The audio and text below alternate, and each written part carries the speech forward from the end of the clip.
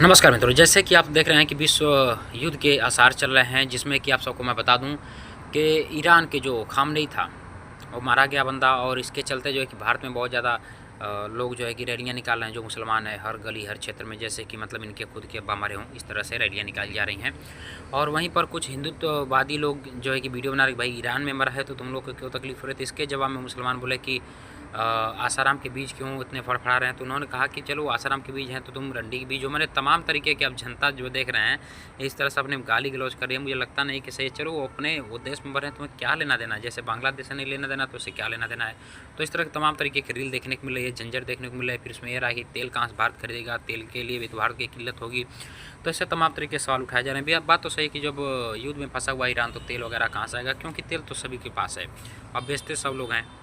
तो इस बीच में अब जब देखा गया कि भारत के लिए मुश्किल हो जाएगा एलपीजी और मतलब तमाम तरीके के से ईंधन है, तो रूस ने फिर से अपना हाथ खड़ा किया और बोला कि हम भारत के साथ खड़े हैं और बहुत मजबूती के साथ खड़े हैं। भारत में तेल की कमी हम कभी नहीं होने देंगे। तो मुझे लगता है कि मोदी जी को कहीं ज़्यादा अमेरिका से डरने के बजाय उनको कहीं ज़्यादा ज़रूरत है तो रसिया से दोस्ती बना के रखना, अमेरिका से डरने की आवश्यकता नहीं है। अब सबसे बड़ा मुद्दा ये पड़ जाता है कि जो रूस है वो भी भारत का सबसे प्रिय मित्र है। अमेरिका था, अब नहीं है। और वहीं साथ ही साथ जो है आपका इजराइल है, वो भी भारत का पक्का मित्र है और अमेरिका भी मित्र है। अमेरिका उसके साथ मिलकर के लड़ रहा है। तो इसमें फ़ायदा ये होता है कि अमेरिका पे कोई विश्वास नहीं कर सकता, क्योंकि अमेरिका कब अपने फ़ायदे के लिए किस तरह पलट जाए कोई नहीं जानता है।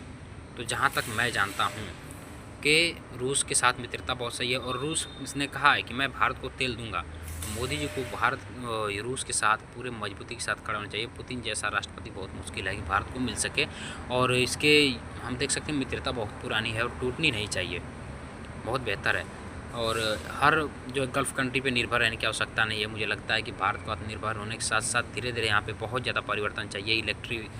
इलेक्ट्रिक गाड़ियाँ होनी चाहिए, या मतलब जो कुछ भी हो, वैज्ञानिक परीक्षण शोध करके इथेनॉल से जैसे भी चलाएं जितना जल्दी परिवर्तन हो सके। लेकिन अपना देश एक कॉमेडियन देश बन गया है। यहाँ पे जब देखो तब तमाशे होते रहते हैं। कहीं कोई झगड़ा हो रहा है, कहीं कोई बवाल हो रहा है, लोग आपस में लड़ रहे हैं, लोग फेसबुक पर लड़ रहे हैं, कोई किसी का गला काट रहा है।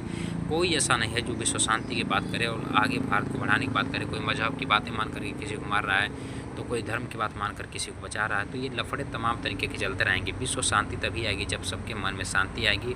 और सबके मन में शांति के लिए क्या चाहिए आप सभी में कमेंट कर बताइएगा।